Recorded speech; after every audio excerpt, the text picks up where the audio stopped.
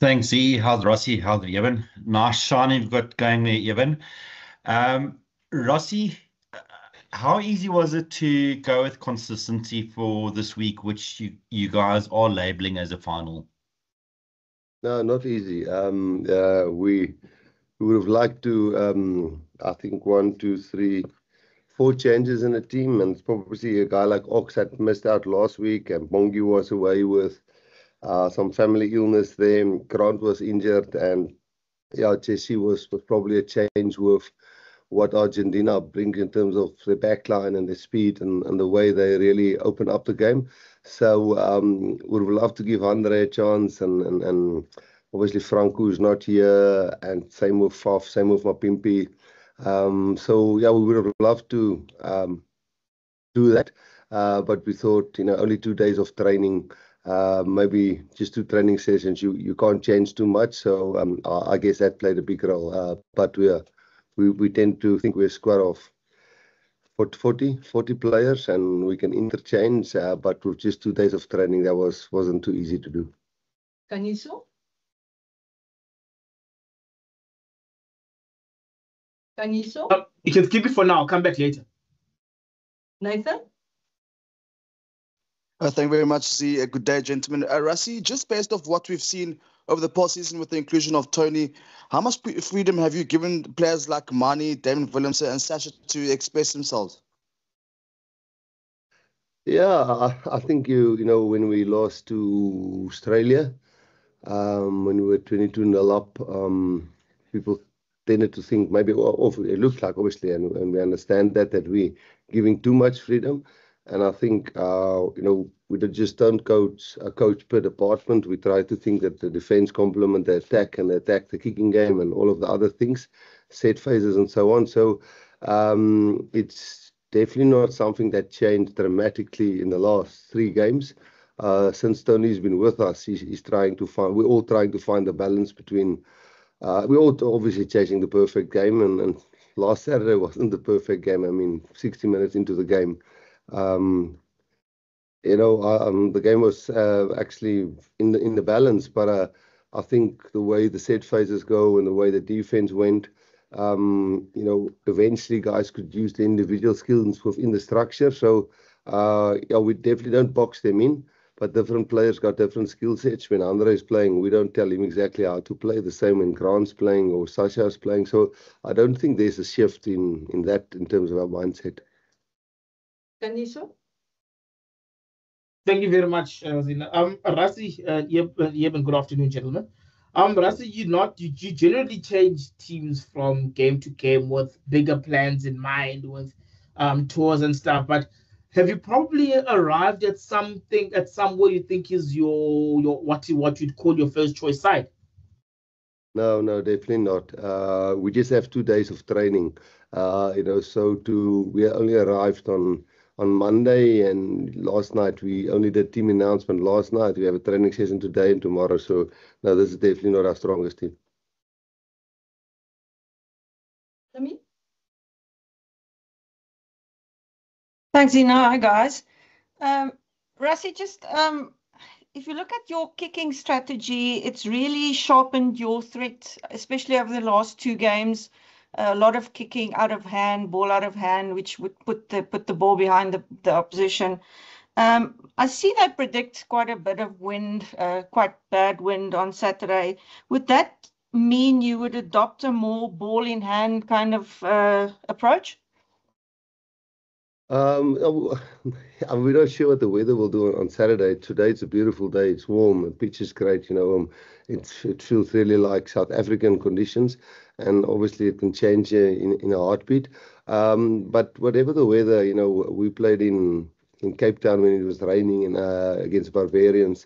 We played in New Zealand when we were 14-0 down, and then it started raining. So I guess I hope I don't sound like a broken record, but we try to play the situation, the scoreboard, what's on the scoreboard well, and what we have to change. So Argentina is fantastic in the air, and in the first half I think they won the aerial battle hands down, and only in the second half we really started mastering that a little bit more. I do know we kicked about 15 kicks more than them, but it resulted also in tries.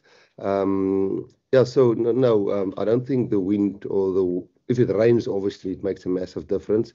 But we had the wind where did the wind blow? Was it? So it was in Durban. We also had the pretty windy situation, and in Auckland. No, we don't plan to kick more.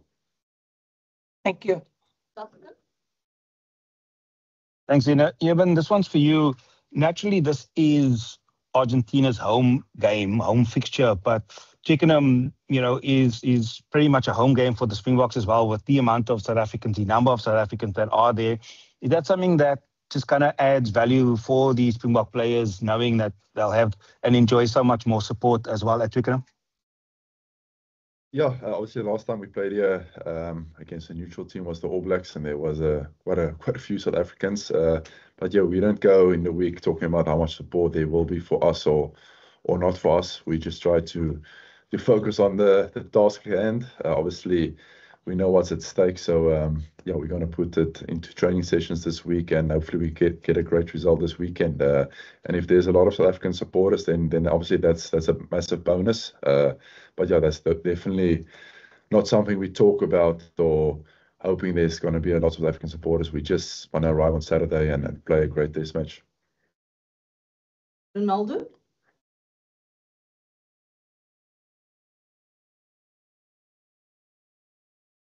Ronaldo? Dis hy mooi bly. Justin has asked. Jacques van Heerden? Hello, Rassie. Hello, Eben. Rassie, my question's for you.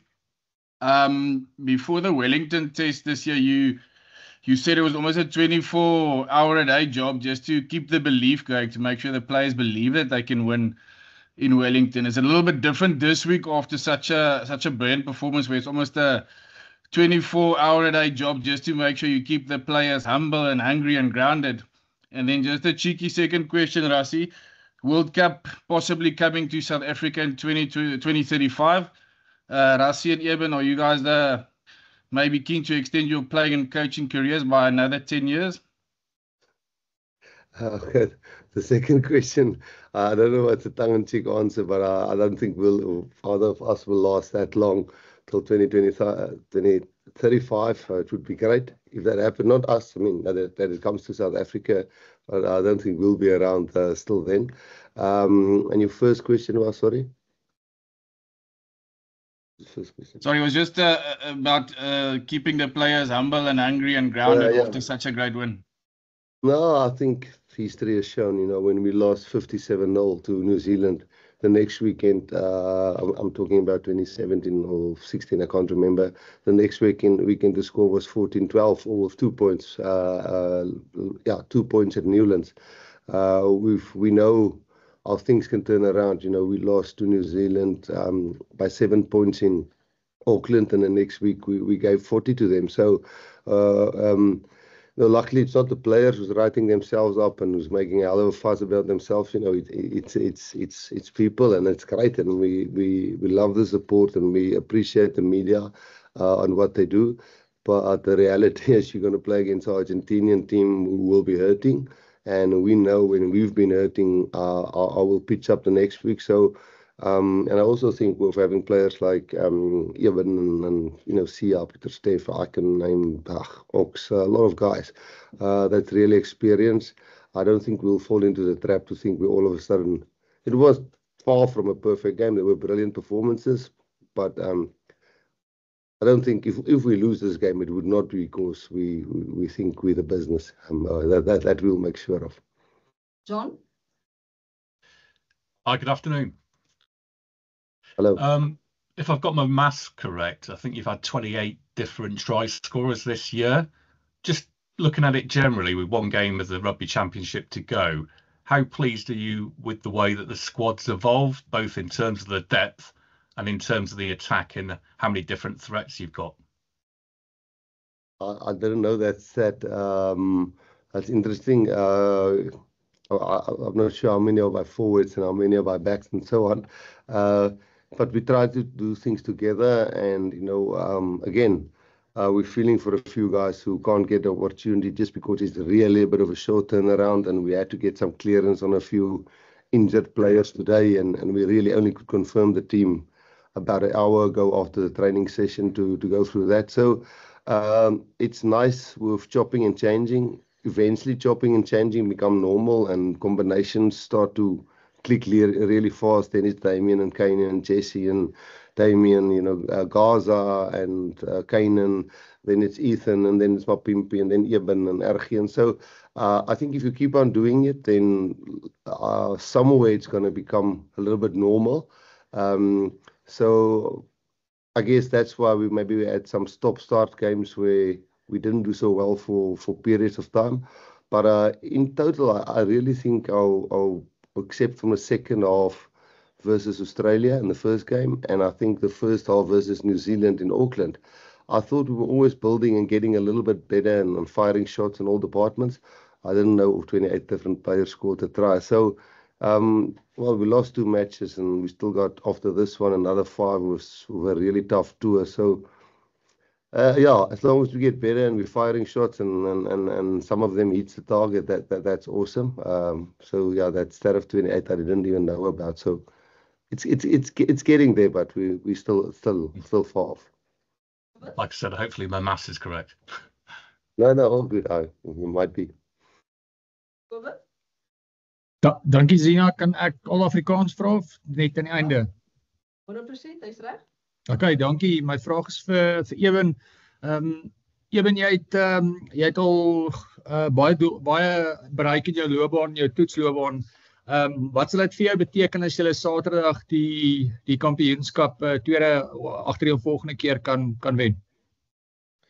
Nee, Kobus, ek dink dit sal ongelooflik wees vir ons as 'n groep. Ek dink ons het al as 'n span saam onder Coach Rassie al baie dinge bereik, maar een ding wat ons nog nooit in Suid-Afrikaanse geskiedenis bereik het, is om die rugby kampioenskappe 2 jaar aan mekaar te wen. So is natuurlik 'n groot uitdaging vir ons, een wat great sal wees as ons dit kan regkry. Maar ja, makliker gesê as gedoen. Ons weet Argentinië hulle gaan kwaad wees Saterdag, hulle gaan terugkom met baie haat, as ek dit so kan stel, met die resultaat van verlede Saterdag. Maar ek meen, ons het ook self gesê, selfs of ons net gaan terugsit, ons gaan ook nog probeer beter speel, nog 'n beter vertoning Saterdag lewer om seker te maak ons kan hierdie ding wen vir die eerste keer 2 jaar agter mekaar. Brendan?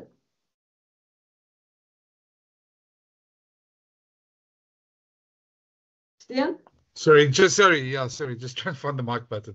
Sorry, Rassie, just want to check, you guys on Saturday were talking about obviously some injury niggles, and I know you've got that policy that if somebody doesn't train on a Monday, I just want to check everybody's fine, and everybody, I think it was Ethan, Cheslin, Damian, and I can't remember who else it was, but those 3 at least, all good.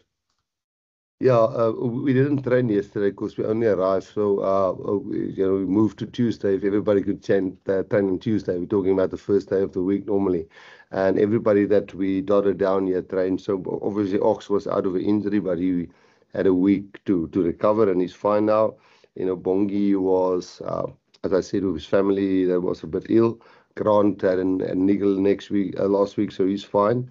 And then putting Jesse in and Andre out is, again, as I say, more for the respect of the speed we think New Zealand have. So, and I don't know what's Damian Willems. He was having more of a nerve problem than an actual hamstring, and that's cleared up nicely.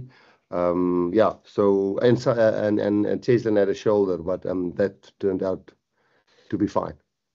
Guys, we can take only 2 more Afrikaans questions because there's been very little Afrikaans, and then we have to switch off the link. So, Justin, is jy Afrikaans? Asseblief, Zina. Rassie, hierdie eens vir jou. Net in terme van die span keuse, net hoe moeilik was vir jou, soos jy gesê het, min tyd wat natuurlik jy gehad het om voor te berei vir die volgende toets, maar dit en natuurlik die bekering wat jy moet nou ook aangedink het?